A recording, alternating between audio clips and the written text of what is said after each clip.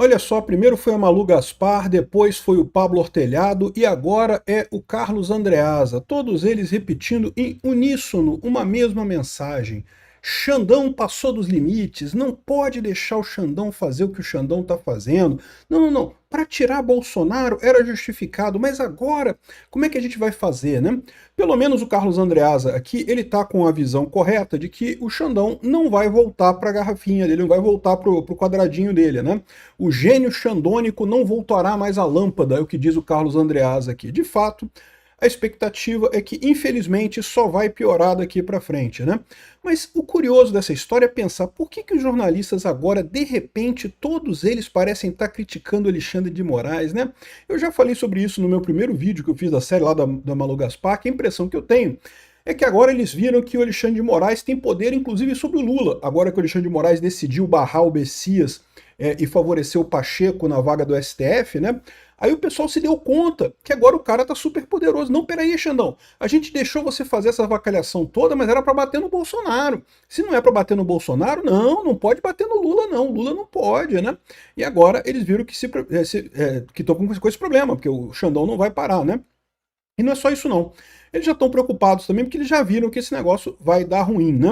Então tá aqui, ó, o Carlos Andreasa tá falando aqui que o gênio xandônico não voltará mais à lâmpada. E é verdade, pelo menos ele tá sendo mais sincero.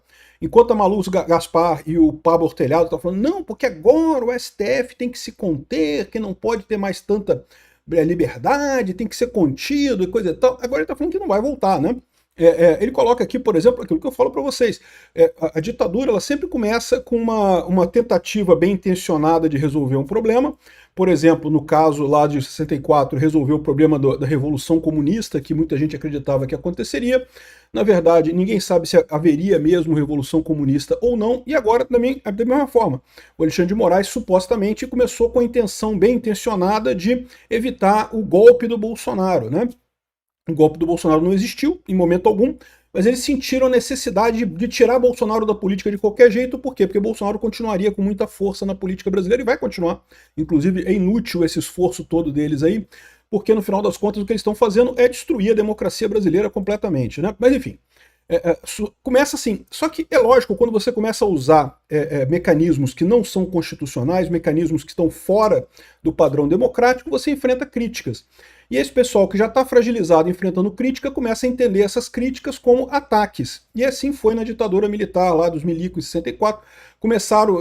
A ditadura começou leve, começou uma coisa, né, o regime militar começou leve. À medida que foi passando o tempo, que foi começando a piorar, mais perseguição, até culminar no AI-5, né? O Xandão a mesma coisa, começou leve, começou lá com o inquérito das fake news e coisa e tal, perseguindo o pessoal ali, mas sem muita coisa. Agora já tá botando o Bolsonaro na cadeia, 17 anos de cadeia.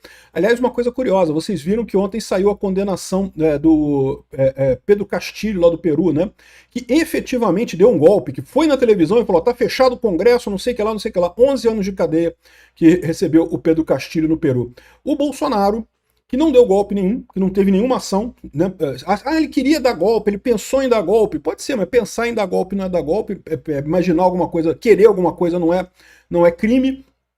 No final das contas, se ele não fez nada no sentido de dar um golpe, não há crime nenhum. Mas mesmo nesse caso, o Bolsonaro, 27 anos de cadeia. Olha só a diferença.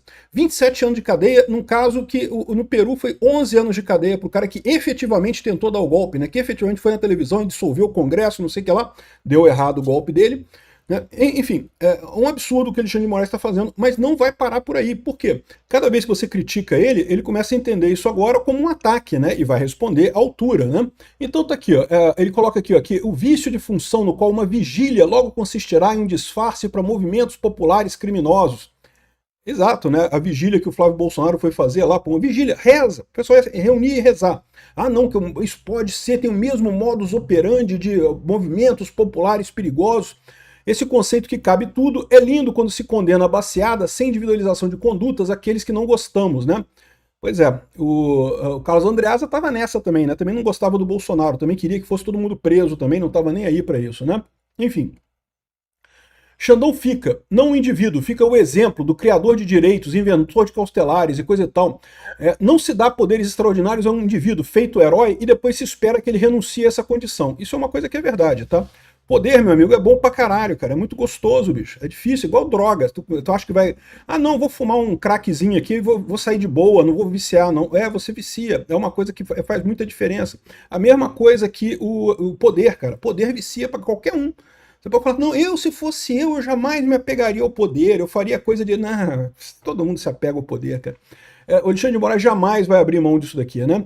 E o pessoal está colocando aqui agora, aqui, ó, o cronista se lembra do argumento dos fãs do então juiz delegado, segundo o qual ele expandia o seu poder em decorrência da falta do Procurador-Geral da República, porque o Aras não queria processar o Bolsonaro, não queria culpar o Bolsonaro, e aí ele ia expandindo porque o Aras não estava agindo, estava substituindo o Aras. Falavam isso, os jornalistas falavam isso.